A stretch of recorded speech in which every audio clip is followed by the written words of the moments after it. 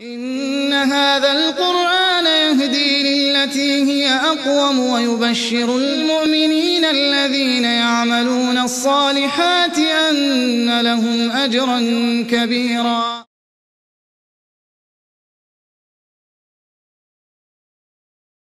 کیا جاپانیوں کی اخلاقیات کا مسلم اخلاقیات کے قریب ہونا ان کو اسلام کی طرف متوجہ کر سکتا ہے؟ قرآن حیات انسان ہے، قرآن ہمارا رہبر ہے، کیا شان یہ رب نے دے ڈالی، ہر نطق پہ قرآن ہے جاری، کیا شان یہ رب نے دے ڈالی، ہر نطق پہ قرآن ہے جاری، ہو بوڑھے جوان یا ہو بچے، یہ یاد سبھی کو ازبر ہے، قرآن حیات انسان ہے، قرآن ہمارا رہبر ہے، قرآن حیات انسان ہے، قرآن ہمارا۔ میرا نام یوکی آسیہ ہے، میں جاپانی مسلمان ہوں اور جاپان میں ہی رہتی ہوں۔ میری عمر 28 برس ہے اور میں السلام مسجد ٹوکیو میں کام کرتی ہوں۔ ایک مسلم خاتون نے اسے آب زمزم ہدیہ کیا جسے وہ مکہ مکرمہ سے جاپان لائی تھی۔ اس بات نے اس کے ذہن میں یہ سوال پیدا کیا کہ اس خاتون نے اپنے عقیدے کے مطابق ایک قیمتی چیز مجھے ہدیہ کیوں کی؟ آسیہ، آپ نے اسلام کی جستجو کیوں کی؟ اسلام کے ساتھ میری داستان کا آغاز اس وقت ہوا جب میری عمر 17 برس تھی۔ اس وقت میں نے اسلام قبول کرنے کی طرف دھیان نہیں دیا تھا، مگر جب میں نے دنیاوی زندگی کی غرض و غایت اور قدر و قیمت کے بارے میں سوچنا شروع کیا تو اسلام قبول کرنے کے بارے میں غور و فکر شروع کر دیا۔ اس وقت جاپان میں اسلام کی ایک بھیانک صورت پھیلی ہوئی تھی، لیکن مجھے اسلام سے واقفیت حاصل کرنے کا اور زیادہ شوق ہو گیا تو اچانک مجھے معلوم ہوا کہ اسلام کی جیسی تصویر ہمارے سامنے میڈیا پیش کر رہا ہے، اسلام ویسا بالکل نہیں ہے۔ چنانچہ میرے اندر اسلام کے بارے میں زیادہ جاننے کا شوق پیدا ہو گیا۔ آسیہ اسلام کی تلاش و جستجو میں اپنے شہر سے ٹوکیو منتقل ہو گئی، اس لیے کہ وہاں اسلامک سینٹرز اور مسلمانوں کی قلت تھی۔ میں اپنا گھر بار چھوڑ کر اسلام کی تلاش میں جب ٹوکیو آئی تو اس وقت میری عمر 18 برس تھی۔ ہمارے علاقے میں نہ تو مسجدیں تھیں اور نہ ہی مسلم آبادی۔ قسمت سے مجھے وہاں ایک باپردہ انڈونیشین خاتون مل گئی جو مسالہ جات کے اسٹور پر کام کرتی تھی۔ میں نے اس سے گزارش کی کہ وہ مجھے اسلام سے روشناس کرائے۔ ٹوکیو میں وہ میرے لیے ایک ماں کی طرح تھی۔ انڈونیشین خاتون کا آپ پر بہت بڑا فضل و احسان ہے کہ آج آپ مسلمان ہو۔ آپ دونوں کا ماجرا کیا ہے؟ میں ہر ہفتے اس کے پاس جایا کرتی تھی۔ میں نے اس کے برتاؤ اور میرے اور دیگر لوگوں کے ساتھ اس کے سلوک میں حقیقی اسلامی اخلاق کا مجسم صورت میں مشاہدہ کیا، سو میں نے اس کے اندر اسلام کو اعمال اور کردار کی شکل میں دیکھا تاکہ محض اقوال و گفتار۔ انڈونیشین خاتون کا برتاؤ نبی اکرم صلی اللہ علیہ وسلم کی حدیث کی عملی تطبیق کا مظہر تھا کہ آپ اپنے مال و زر کی بدولت لوگوں پر ہرگز نہیں چاہ سکتے مگر خندہ پیشانی اور حسن اخلاق کے ساتھ۔ اس نے حج سے واپس آ کر مجھے اپنے گھر آنے کی دعوت دی۔ جب ہم ان کے کچن میں تھے تو میری نگاہ ایک بوتل پر پڑی۔ میں نے اس سے پوچھا کہ یہ کیا ہے؟ اس نے کہا یہ پانی ہے، میں اسے مکہ مکرمہ سے لے کر آئی ہوں۔ میں اس دن کو کبھی نہیں بھول سکتی جب مجھے میری انڈونیشین ماں نے دعوت دے کر آب زمزم پلایا، حالانکہ میں اس وقت مسلمان بھی نہیں ہوئی تھی۔ وہ اس میں سے اپنے بچوں کو پانی پلا رہی تھی تو کچھ میرے لیے بھی بچا کر رکھ لیا اور مجھے کہنے لگی یہ پانی پینے سے پہلے کسی چیز کی تمنا کرو۔ تو میں نے اللہ تعالیٰ سے یہ تمنا اور آرزو کی کہ وہ میری اسلام کی طرف رہنمائی کرے۔ پھر میں نے وہ پانی پی لیا۔ جب اس نے مجھے یہ برکت پانی پلایا تو باوجود یہ کہ میں غیر مسلم تھی پھر بھی میری آنکھوں سے آنسو کی برسات شروع ہو گئی۔ اس نور خدا نے توڑی ہے ہر سمت جہالت کی ظلمت، اس نور خدا نے توڑی ہے روشن یہ جہاں قرآن سے ہے۔ کیا آپ کو واقعی یہ محسوس ہوا کہ اللہ تعالیٰ نے آپ کی دعا قبول کر لی ہے جب آب زمزم پینے سے پہلے آپ نے یہ دعا مانگی؟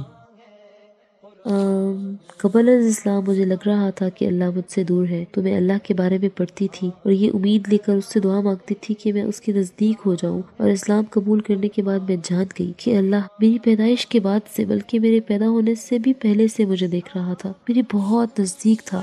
کے تارے قرآن سے روشن ہیں سارے، اصحاب نبوت کے تارے قرآن سے روشن ہیں سارے، قرآن بھی۔ اسلام قبول کرنے سے پہلے وہ حقوق نسواں کی ایک سرگرم کارکن تھی، اور آج اسے معلوم ہوا کہ حقوق نسواں کا بہتر تحفظ شریعت اسلامیہ میں ہے۔ ہاں، میری رائے میں درست بات یہ تھی کہ میں گھر کے اندر اور گھر سے باہر بھی کام کاج کروں، جیسا کہ سالوں سے جاپان میں یہی نظام چلا آ رہا ہے، حتیٰ کہ مجھے حقیقی اسلام سے آشنائی حاصل ہوئی جس نے حقوق کے سلسلے میں مرد و عورت کے درمیان عادلانہ مساوات قائم کی ہے، اور فرائض اور ذمہ داریاں بھی دونوں میں سے ہر ایک کی طبیعت کے مطابق مقرر کی ہے۔ سو جس اللہ نے ہمارے جسموں کی نوعیت کو مختلف پیدا کیا ہے، وہی زیادہ بہتر جانتا ہے کہ ہم میں سے کون کیا کردار ادا کر سکتا ہے، اس لیے مجھے ملازمت پیشہ ماؤں پر بہت ترس آتا ہے۔ اسلام نے تو عورت کو عزت دی ہے۔ قرآن حیات انسان ہے، قرآن ہمارا رہبر ہے، کیا شان یہ رب نے دے ڈالی، ہر نطق پہ قرآن ہے جاری، کیا شان یہ رب نے دے ڈالی، ہر نطق پہ قرآن ہے جاری، ہو بوڑھے جوان یا ہو بچے، یہ یاد سبھی کو ازبر ہے، قرآن حیات انسان ہے، قرآن ہمارا رہبر ہے، قرآن حیات انسان ہے، قرآن ہمارا رہبر ہے، قرآن ہوا ہے نازل محبوب نبی مرسل پر۔ اسلام کے بارے میں دستیاب معلومات کی قلت اور جاپانی قوم اور مسلم اقوام کے درمیان باہمی رابطے کا نہ ہونا جاپان میں اسلام کی نشر و اشاعت کی کمزوری کا سب سے نمایاں سبب ہے۔ بہن آسیہ کا قرآن کریم کے ساتھ کیسا تعلق ہے، اور میں جاننا چاہوں گا کہ قرآن سے کون سا پیغام آپ کے دل تک پہنچا ہے؟ میں نے بہت عرصہ پہلی بار قرآن سنا تھا تو قرآن میرے دل میں گھر کر گیا، جبکہ اس کے علاوہ دوسرے مذاہب کی جو کتابیں میں نے سنی تھی وہ اس طرح سے دل نشیں نہیں ہوئی۔ سو جو انسان بھی قرآن سنے، چاہے وہ عربی زبان نہ بھی جانتا ہو، جیسا کہ اس وقت مجھے بھی عربی زبان نہیں آتی تھی، وہ قرآن سن کر اس کی عظمت اور اس کا کلام اللہ ہونا محسوس کرے گا۔ قرآن میرے دل میں داخل ہو کر ایک نقش چھوڑ گیا، اور اس کی بدولت میں اسلام اور ہدایت کے نزدیک سے نزدیک تر ہوتی چلی گئی۔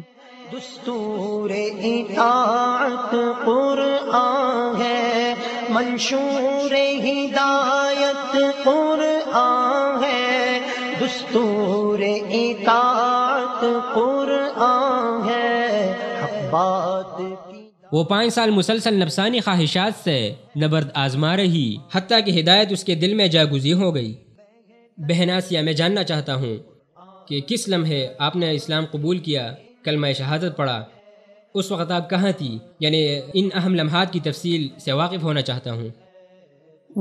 جی، میں نے 2009 میں شام میں کلمہ شہادت پڑھا، اور یہ لمحات تحقیق و جستجو اسلام قبول کرنے میں پس و پیش اور ہچکچاہٹ میں گزرے طویل سفر کے بعد آیا، جس میں میرے 5 سال لگ گئے۔ میں نے ماہ رمضان سے قبل اسلام قبول کیا تھا تاکہ جس رمضان کا سبھی انتظار کرتے ہیں میں اسے اسلام کی حالت میں گزاروں۔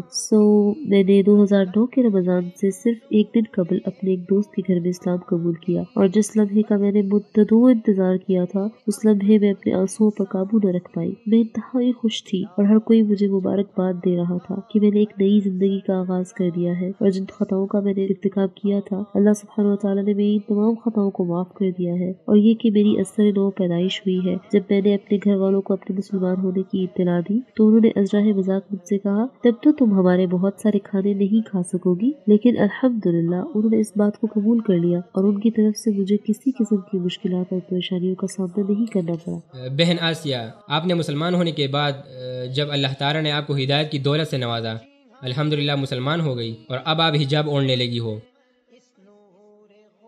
کیا آپ کو کوئی مشکل محسوس ہوتی ہے یا سب کچھ ٹھیک چل رہا ہے؟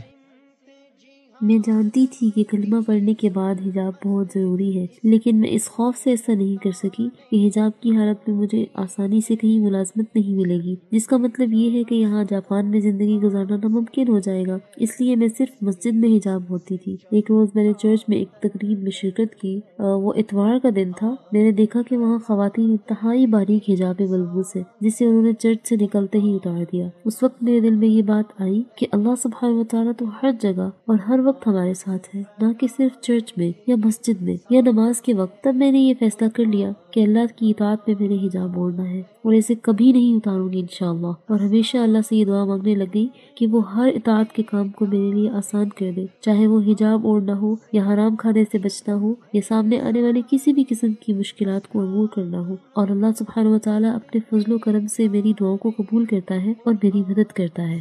روشن ہے سارے قرآن بھی اس پر شاہد ہے، ہر ایک جہاں سے برتر ہے، قرآن حیات انسان۔ حجاب عورت کے لیے ایک دفاع اور تحفظ ہے۔ اللہ تعالیٰ جس چیز کو بھی لازمی قرار دیتا ہے اس میں کوئی نہ کوئی خیر ہوتی ہے۔ صحابیات جب اللہ تعالیٰ نے حجاب کی آیات نازل فرمائی، انہوں نے فوراً اپنی ازار بندوں کو پھاڑ کر دوپٹے بنائے اور ان کو اوڑھ لیا۔ اپنے حجاب سے مجھے محسوس ہوتا ہے کہ میں حقیقی مسلمان ہوں اور میں اسلام کے ساتھ جی رہی ہوں اور ہر دیکھنے والے کے سامنے اسلام کی نمائندگی کرتی ہوں۔ اس کے بغیر لوگ ہرگز نہیں جان پائیں گے کہ میں مسلمان ہوں۔ سو حجاب کوئی شرمناک یا پریشان کن چیز نہیں کہ میں اسے ترک کر دوں، بلکہ میرا احساس یہ ہے کہ اسلام اس کی بدولت میری حفاظت کرتا ہے۔ میں اپنی مسلم بہنوں سے کہنا چاہوں گی کہ وہ اپنے مسلمان ہونے پر فخر کریں۔ آپ کو یورپ اور غیر مسلموں کے عقیدے میں موجود اس غلط نقطہ نظر کو بدلنا ہے کہ اسلام نے عورت پر ظلم کیا ہے۔ انہیں یہ بات بتلائیں کہ مسلم خواتین دین اسلام کے شاعر کو اطمینان، آزادی اور محبت سے اپناتی ہیں۔ جان لیں کہ آپ کو دین کی نشر و اشاعت میں اور امت مسلمہ کے فائدے کے لیے کردار ادا کرنا ہے۔ قبول اسلام کے بعد وہ آیات جاننا چاہتے ہیں جنہوں نے آپ کو اسلام پر ثابت قدم رکھا اور جن سے آپ زیادہ متاثر ہوئیں، وہ کون سی آیات ہیں؟ اسلام میں داخل ہونے کے بعد ذہنی اور جسمانی طور پر اسلام اور زندگی میں رونما ہونے والی تبدیلی کے مطابق خود کو ڈھالنے کے لیے میں ایک مشکل دور سے گزری، لہٰذا شروع میں مجھے کچھ پریشانیوں میں مبتلا ہونا پڑا۔ اس عرصے میں مجھ سے پہلے اسلام قبول کرنے والے جاپانی مسلمانوں نے مجھے سورۃ الشرح کی ایک آیت سکھائی، ان مع العسر یسرا، کہ ہر مشکل کے ساتھ آسانی ہے۔ سو یہی آیت اللہ تعالیٰ کی طرف سے میرے لیے مددگار ثابت ہوئی، حتیٰ کہ اللہ تعالیٰ نے مجھ سے بہت سی پریشانیوں اور مشکلات سے دور کر دیا۔ قرآن حیات انسان ہے، قرآن ہمارا رہبر ہے، کیا شان یہ رب نے دے ڈالی، ہر نطق پہ قرآن ہے جاری۔ سورہ شرح کی اس آیت نے آپ کو کیسے ثابت قدم رکھا؟ جب میں نے یہ آیت سنی تو فی الواقع مجھے لگا کہ اللہ تعالیٰ نے میری اذیت و تکلیف ظاہر کر دی ہے، اس طرح کہ اس نے ایک مناسب وقت پر مجھے ایسے مسلمانوں کی نیک صحبت عطا کی ہے جو میرے گھرانے اور خاندان کی طرح تھے۔ چنانچہ جاپان واپس آنے کے بعد دینی احکام کو میں تنہا ہی بجا لاتی تھی، اس لیے مجھے نماز کے وقت بوجھ محسوس ہوتا تھا۔ ایسے ہی فجر میں بیدار ہونا بھی بوجھ تھا، لیکن ان کی صحبت، ان کی حوصلہ افزائی اور ان کے سہارے کی بدولت مجھے احساس ہوا کہ میں تنہا نہیں ہوں اور مجھے لاحق ہر تکلیف اور پریشانی مجھ سے دور ہو گئی ہے۔ مسلمان ہونے کے بعد مجھے دعوت اللہ کی بہت بھاری ذمہ داری کا احساس ہوا، خاص طور پر اپنے گھر والوں کے لیے، کیونکہ خاندان میں اکیلی ہی مسلمان ہوں۔ اسلام قبول کرنے کے بعد آغاز میں میری خواہش تھی کہ میں کسی اسلامی ملک میں سکونت اختیار کروں جہاں آسانی سے حلال غذا میسر ہو اور بغیر کسی صعوبت کے نمازوں کو ادا کیا جا سکے، لیکن جب مجھے اپنے اہل وطن کو اسلام کی طرف دعوت دینے کی ذمہ داری کا احساس ہوا تو میں واپس پلٹ آئی۔ اپنی زندگی کے لیے کسی مناسب کام کی تلاش و جستجو میں جدوجہد کے بعد آسیہ کو خیر اور بھلائی اور دعوت اللہ کا فریضہ ادا کرنے کا بہترین موقع مل گیا۔ سو وہ آج ٹوکیو کی ایک مسجد میں کام کرتی ہے۔ میں نے اس مسجد میں گزشتہ ستمبر کے مہینے سے کام شروع کیا ہے، جاپانی مسلمانوں اور دیگر حضرات کو اسلام کے بارے میں آگاہی فراہم کرنا میرا مقصد ہے۔ لائبریری کی نظامت اور عربی زبان اور قرآن سے متعلق لیکچر ترتیب دینا میرا کام ہے۔ میں اللہ تعالیٰ کی اس نعمت پر حمد و شکر بجا لاتی ہوں کہ اس نے مجھے یہاں مسجد میں کام کرنے کی توفیق بخشی۔ منشور ہدایت قرآن ہے، دستور اطاعت قرآن ہے۔ میں جانتی ہوں کہ ہم جاپانی مسلمانوں کو بہت ساری مشکلات کا سامنا کرنا پڑتا ہے۔ اسلام میں قوم قبیلوں کے درمیان کوئی امتیاز نہیں ہے، چنانچہ ہر مسلمان جاپانی ہو، ایشین ہو یا عربی ہو، سبھی اللہ کی رحمت اور اسلام کی چھاؤں تلے جیتے ہیں۔ اگر ہم تمام مسلمان مرد اور عورتیں یکجہتی کا مظاہرہ کریں تو امت مسلمہ کا حال بہتر ہو جائے گا۔ ہم ایک دوسرے کی مدد کریں، رکاوٹوں کو عبور کریں اور دنیا میں اللہ تعالیٰ کی اطاعت اور پھر اپنی بھلائی کے لیے دوڑ دھوپ کریں۔ ہمیں چاہیے کہ ہم اسلام کو اپنے دلوں میں ثابت اور مستحکم کریں اور اپنی زندگیوں کو اسلام کے سانچے میں ڈھالیں۔ لہٰذا ہم سب کو استقامت کا مظاہرہ کرنا ہے اور اپنی تمام تر کوششوں کو بروئے کار لانا ہے، جیسے کہ اللہ سبحانہ وتعالیٰ فرماتے ہیں، بسم اللہ الرحمن الرحیم، وَاعْتَصِمُوا بِحَبْلِ اللَّهِ جَمِيعًا وَلَا تَفَرَّقُوا، یعنی اور سب مل جل کر اللہ کی رسی کو مضبوطی سے تھامے رکھو اور پھوٹ نہ ڈالو۔ میرے عزیز دوستو، اللہ تعالیٰ نے ہمیں حکم دیا ہے کہ اس کی رسی کو مضبوطی سے تھامیں اور متحد و متفق رہیں، اور حکم دیا ہے کہ ہم پھوٹ نہ ڈالیں۔ اللہ تعالیٰ کا فرمان ہے وَلَا تَنَازَعُوا فَتَفْشَلُوا وَتَذْهَبَ رِيحُكُمْ، اور مزید یہ کہ اللہ تعالیٰ نے اس احسان کو جتلاتے ہوئے ارشاد فرمایا وَأَلَّفَ بَيْنَ قُلُوبِهِمْ۔ نبی کریم صلی اللہ علیہ وسلم کا ارشاد ہے، مسلمانوں کی مثال ان کی باہمی محبت و مودت اور باہمی رحمت و شفقت میں ایک جسم کی مانند ہے کہ جس کی کسی بھی عضو کو تکلیف ہو تو اس کی وجہ سے سارا جسم بخار اور بے خوابی میں مبتلا ہو جاتا ہے۔ حقیقی اسلام یہ ہے کہ ہم اللہ پر ایمان کے ساتھ زندگی گزاریں، اور اسی بات میں اسلام کی کرشمہ کاری، حسن، سربلندی اور عظمت پنہا ہے۔ اسلام کے بغیر ہماری حالیہ زندگی بالکل مختلف ہو کر رہ جائے گی۔ اس نور خدا نے توڑی ہے ہر سمت جہالت کی ظلمت، اس نور خدا نے توڑی ہے روشن یہ جہاں قرآن سے ہے، اس کرن سے چمکا در در ہے، قرآن حیات انسان ہے، قرآن ہمارا رہبر ہے، قرآن حیات انسان ہے، قرآن ہمارا رہبر ہے۔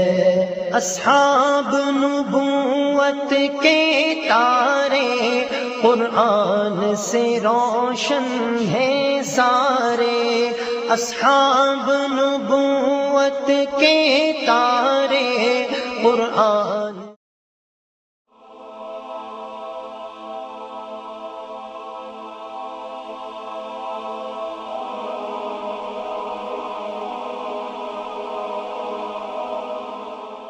ایمان کی کرن، ہدایت کی شمع، رسال اردو۔